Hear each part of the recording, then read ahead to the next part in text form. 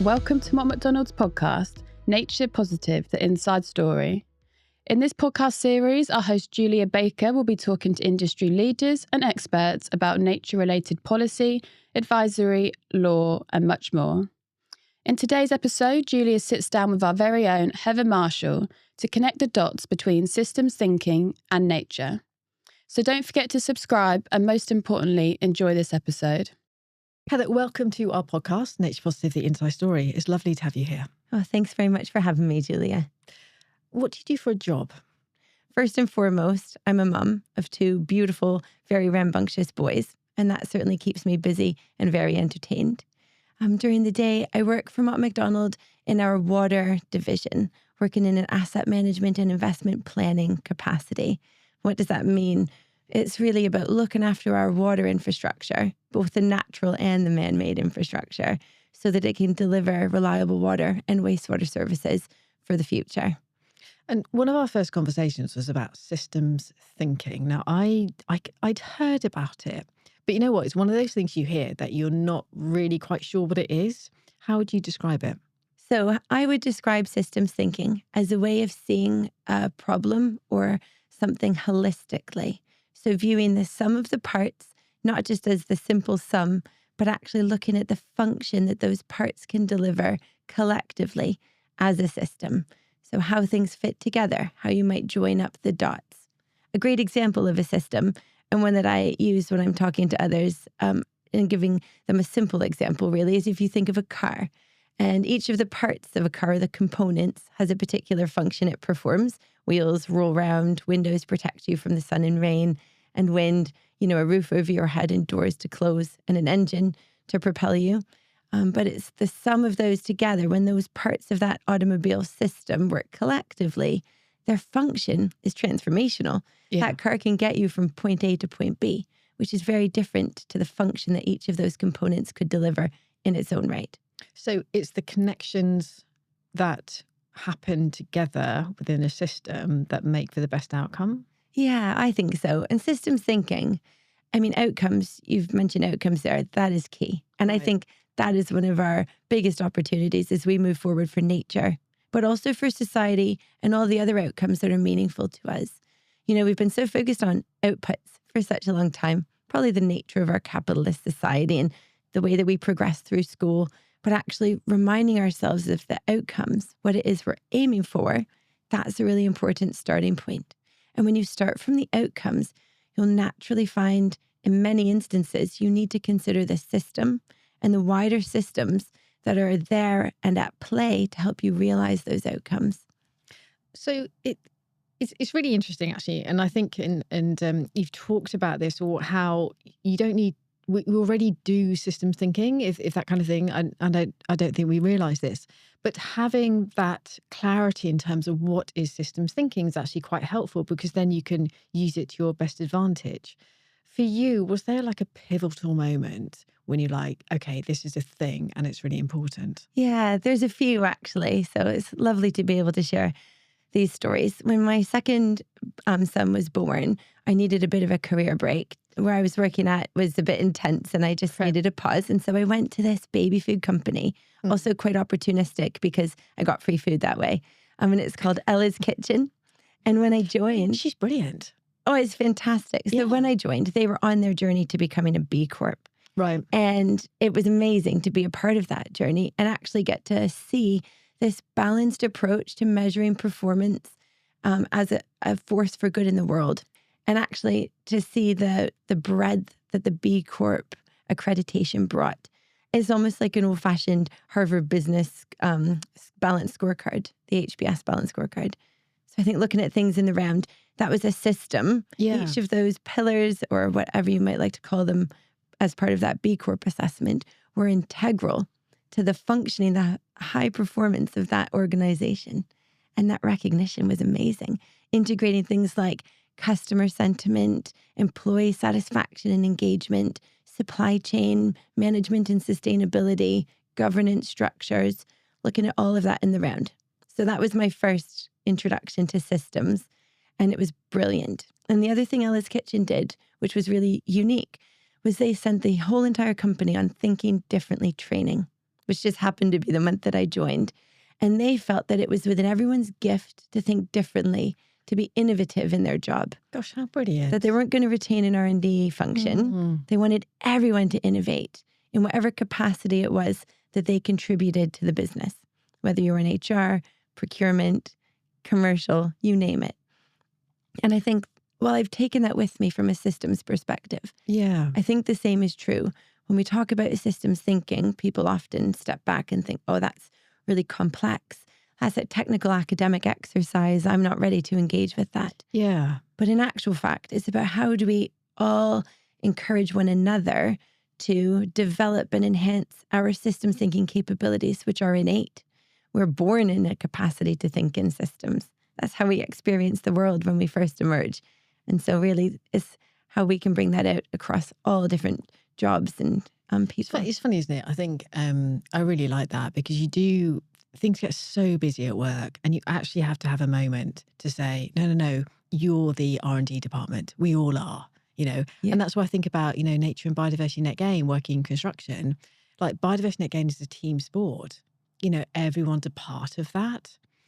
And coming back to biodiversity net gain, at the heart of it, it was always about, okay, development is because we've built this housing or this road or this railway, biodiversity is better off, nature's better off. So the heart of biodiversity net gain was always about development drives nature recovery in that way. And I worry now that with mandatory net gain, because there are so many rules and there are so many requirements, we've kind of lost our way with that a little bit. And, I kind of get lost about, okay, I've got to get the metric right. I've got to get, minimum validation. And, how do you think systems thinking can help get back to what was the heart of biodiversity net gain? Yeah, I think it's really tricky, actually. I think there's a risk with the introduction of metrics in marketplaces that we oversimplify what is a beautifully complex challenge or opportunity, you might reframe it, and that simplification can actually lead you down the wrong path. And we've seen that a little bit with carbon markets, this oversimplified target established and ambition to get to net zero, but at what expense? And are we really delivering the right sustainable solutions for people and planet to have that net zero target met? I worry about that oversimplification. So what a systems thinking approach would do to biodiversity net gain would be to actually, in the first instance, try and better define the need. So if the need is housing, from an outcomes perspective, what do I need from my house to serve the needs of the people in the communities who are going to reside there?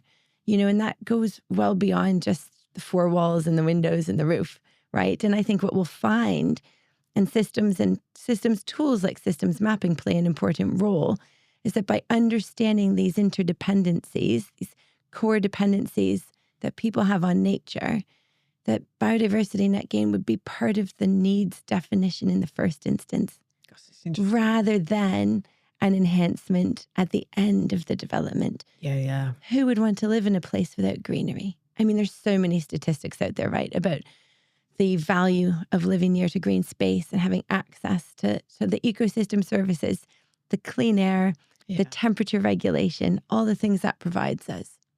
So I guess the first opportunity is to say, if I take a systems approach, rather than looking at the end of game BNG metric in marketplace delivery, how can I embed BNG into the core option that I'm putting forward to the public in designing that house in the first instance? I think it's really interesting because you just said, well, there's a need, and what do we need to do to fulfill the need? There's a need, there's a housing shortage, there's a need, there's a mental health crisis, there's a need, there's a physical health crisis. There's all these needs that nature can actually be part of that. Yes, that's fantastic. Exactly that. So that's hard because, and as an accountant, I love to sit by myself in my really complex spreadsheets and not have anyone bother me whilst I solve the world's problems. A little bit of Google search now and then, and job done. I'll print my report. Off you go. That's done. Fair play. But that's not the way it works, is it? And my hand was forced a little bit in my last organization where I had to take on a role in stakeholder engagement, which for an accountant, let me tell you, is a big ask, right? And so I went there with my little Excel background thinking, oh, no problem. I'll just take some feedback and I'll already know where we're going with this. But the truth is, the stakeholder engagement is absolutely critical to any kind of successful program or project delivery or outcomes that you want to achieve as an organization. And the stakeholders are varied, their opinions are different, and there is no right or wrong answer. We don't have the systems at the moment in our organizations. We don't have the software or the accounting platforms to speak to one another really well. It's very difficult. We capture information in different ways and our planning cycles are out of alignment and, there's challenge after challenge. But systems allows you to just sit down together and start by simply drawing a map. Just draw a systems map. You don't have to use software, although you can, but get a pen and pencil and maybe a few colored pencils that you steal from the kids' drawer, and have a go at looking at, well, what are my dependencies and whom do I impact? And then that leads me to my other systems prompt, actually, which is why I was like, oh, systems, yes, this has to be the way. I'd taken my kids to see the fireworks a couple of years ago, and it was like typical, in fact, even a little bit atypical English weather. It was bucketing it down. Lightning, thunder, torrential downpour, you name it. So November. We stuck it out. And then when we were driving back, it was like a little bit of a drive from our home. We were driving along this road and I had to laugh, except that it was so sad to see. But there's like 3 Thames Water vans parked next to an overwhelmed sewer. So they're straight away, fair play to Thames Water and my sincere gratitude for their responsiveness.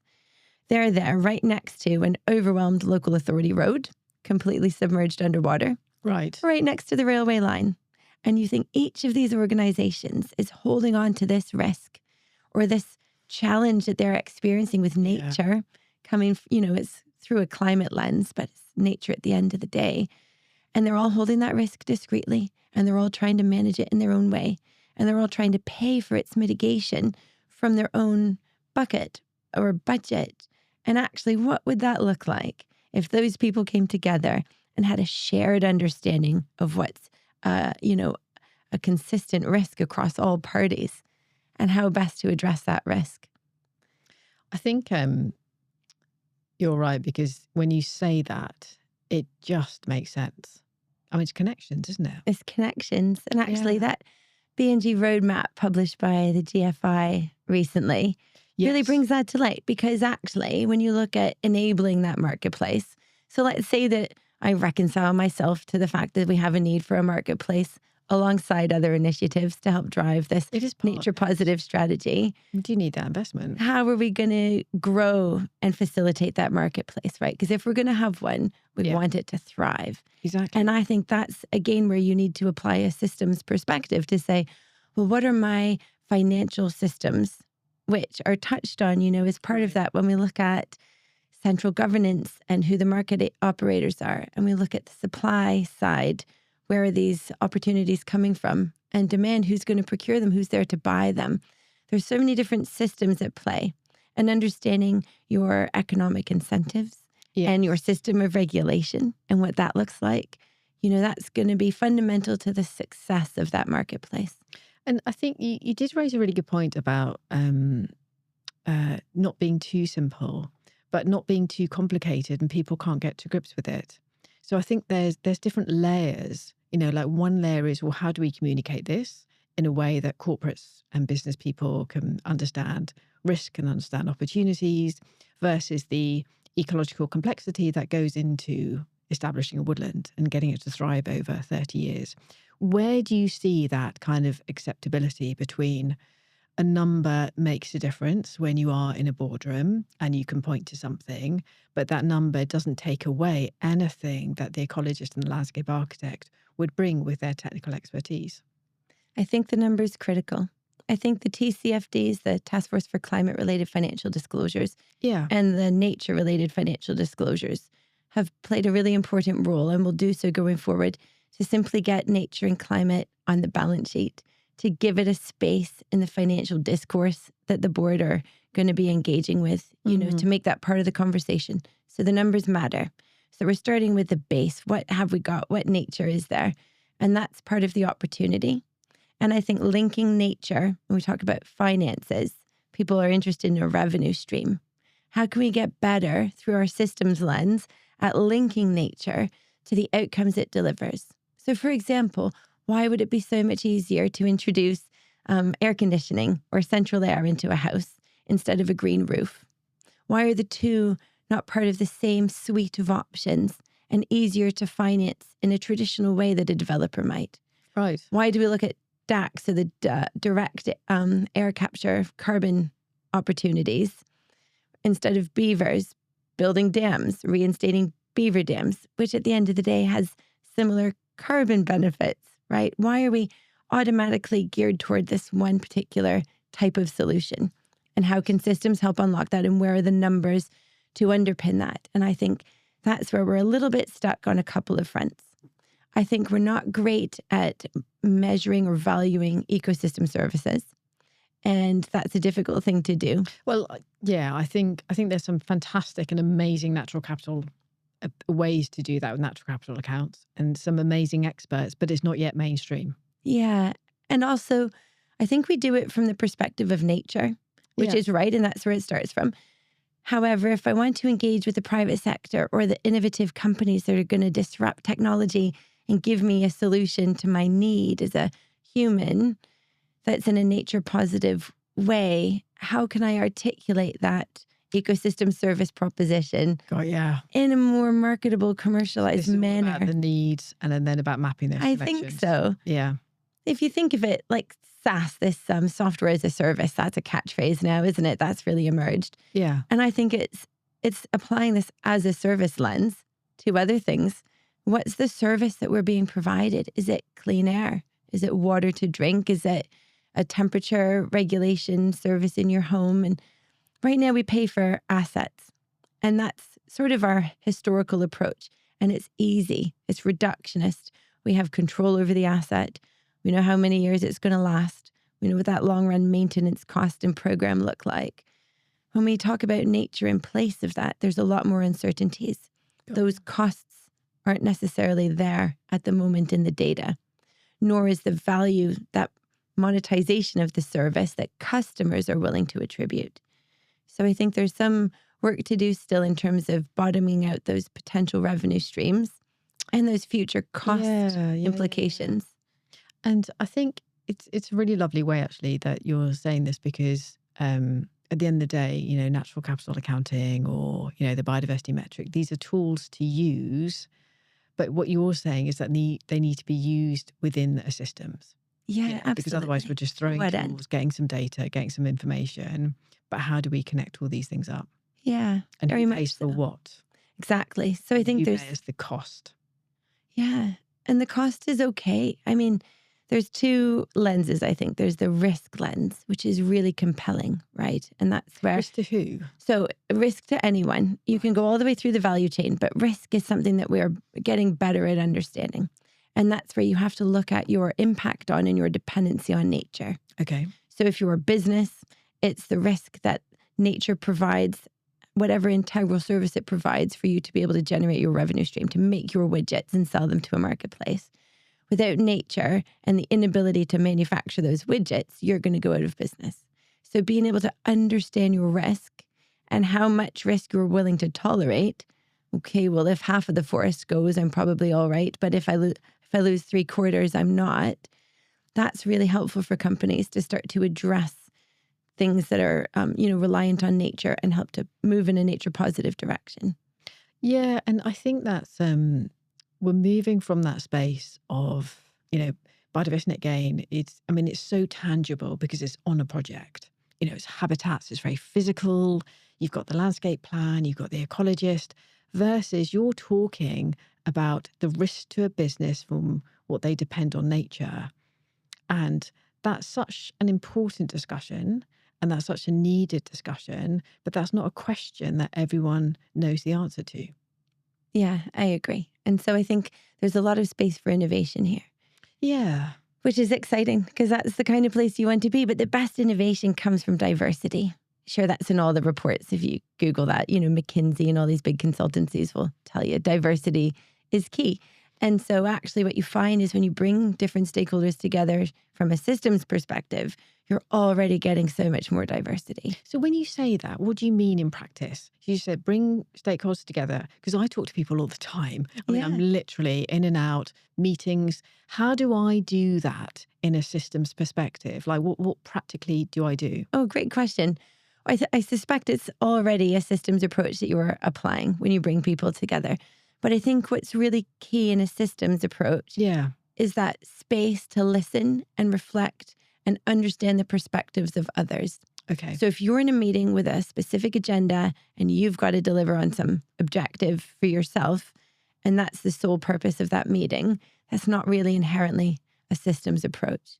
But if you attend that meeting with an open mind and the intention of listening to and reflecting on the perspectives that others bring, which may be contradictory, which may be misaligned, that's the start of the systems conversation. Oh, yeah. The next thing to do, you may not even need to. Your brain might work in the systems way already, and you may not need the support of a visual representation. But here I am with my notebook for our chat today. Yeah. I need the support tool, the comfort blanket.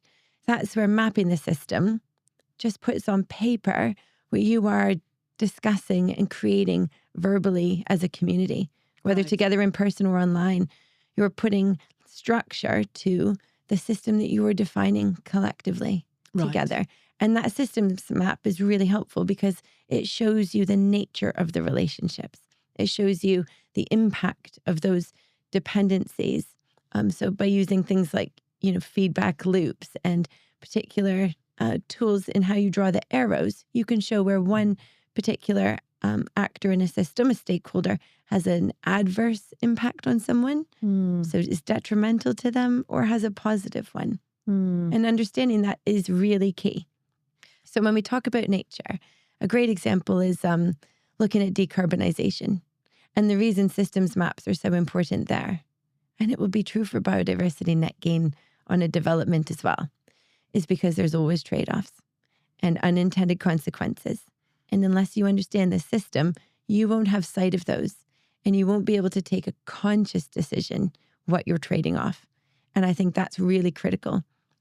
But you know what? I know exactly what you mean. The one thing that I'm worried about is what are the impacts on people from biodiversity net gain?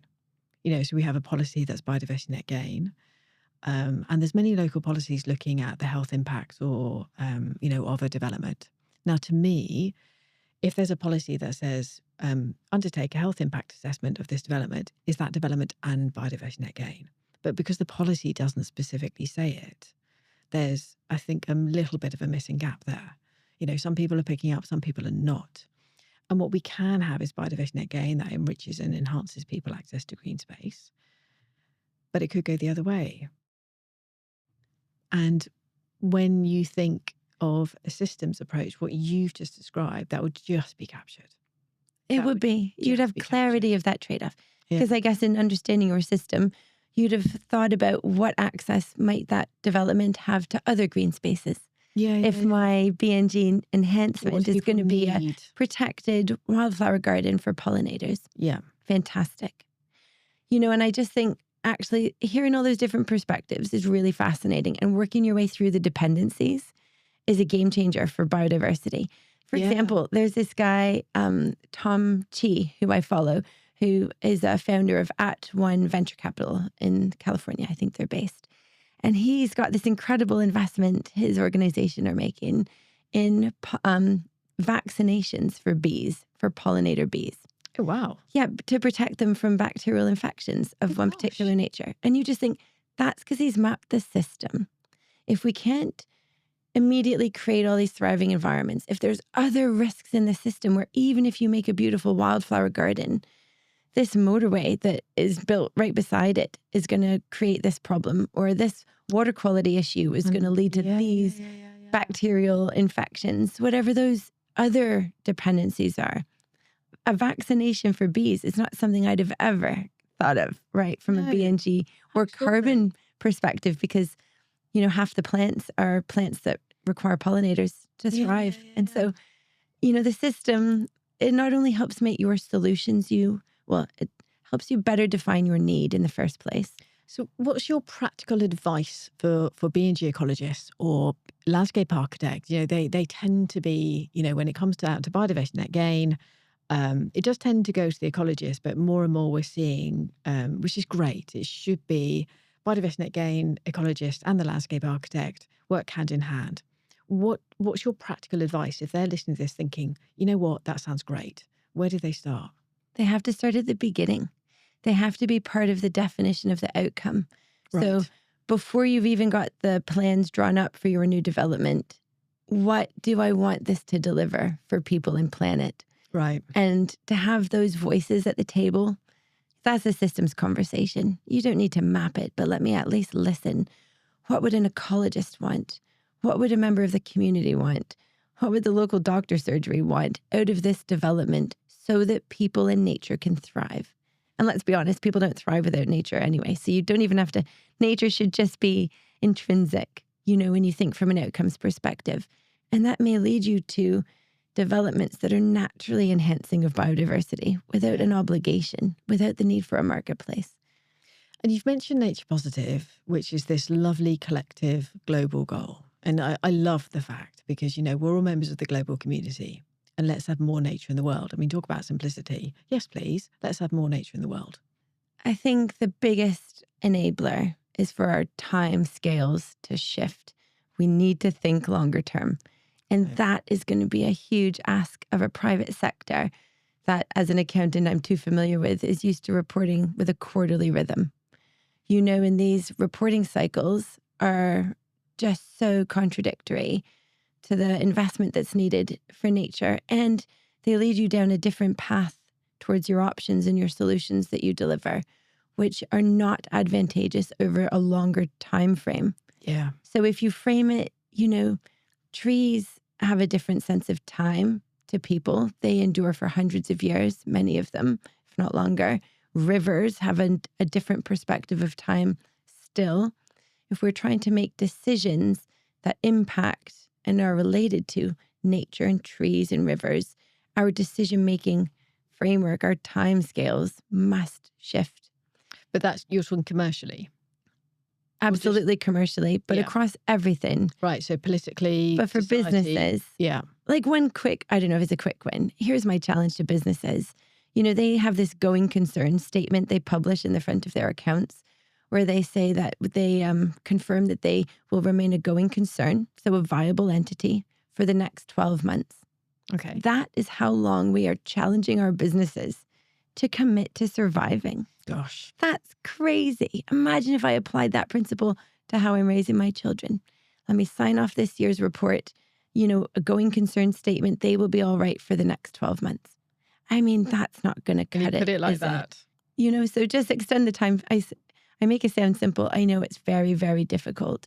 And I think organizations like B Corp that are encouraging people to change their articles of incorporation and to give permission for that longer term perspective is a really critical enabler. Yeah, definitely. But only by taking that longer term perspective will you have the time you need to gather the data to provide the certainty around nature and natural solutions, nature positive solutions, but also for them to emerge as a viable option. Now, your thing is you're saying that long-term thing, and I'm just thinking how impossible that is. We have a very short political, turnover. We have a very short commercial turnover, like you're right. Things change so fast. To be fair, one of the last governments in the UK did publish a 25-year environment plan. I mean, you could argue that even that's not long enough. But as I'm saying to you, hang on a sec, that's impossible, I'm hearing you say that's the systems thinking that can work help. Is that right? I mean, because then you would join up those dots. You'd make the connections between, okay, this is the political cycle, this is the commercial cycle, but actually society is generations. Yes, I think there's very little that humans can't achieve. Is there anything important about systems thinking and nature positive and biodiversity net gain that we've not talked about? Yeah, I think systems thinking and nature positive, they take time to think. And we are so bent on rapid decision making straight into delivery. So we're going to have to shift and spend more time thinking up front. They also require more engagement, conversations with others, and working collaboratively. And those are hard because we're not used to doing it. and they cost money. And so we need to be, eager to or looking to fund these different ways of working. In the same way that they fund a new app on an iPhone in like a heartbeat, right? Yeah, exactly. I mean, the kinds of things that we pay for is extraordinary. Some of the technology, even in this room today, I think, oh my gosh, we've got cameras that follow us around the room, but we're here having a conversation about whether we can plant some wildflowers in a development so that people can have a better quality of life. That's crazy. Yeah. So I think, we need to prioritize and allow the money to go to where it's needed and pay for these conversations to happen. What's your greatest fear? So when it comes to thinking about our world and everything that we've just discussed, and we know, we know just we cannot keep, we this rise of nature is absolutely essential, not just for society, but, for our industry. And it's a really exciting time, but there are things that I'm really worried about. What is your greatest fear and what do we need to do to act on that? Okay, well, someone did tell me if we don't address this problem, we're not going to have coffee. So that is a genuine concern of mine. Can you imagine? You are absolutely kidding. No nature positive. Okay, let's just cut. No coffee, right? We're starting now. Yeah. And then in all seriousness, I'm a Canadian and I love the snow. And I think snow is like, having worked for a water company, it's like the cheapest, most effective way to store water at a time when you don't need it so that you can gradually melt it and trickle it into your supply at a time when you do. Yes.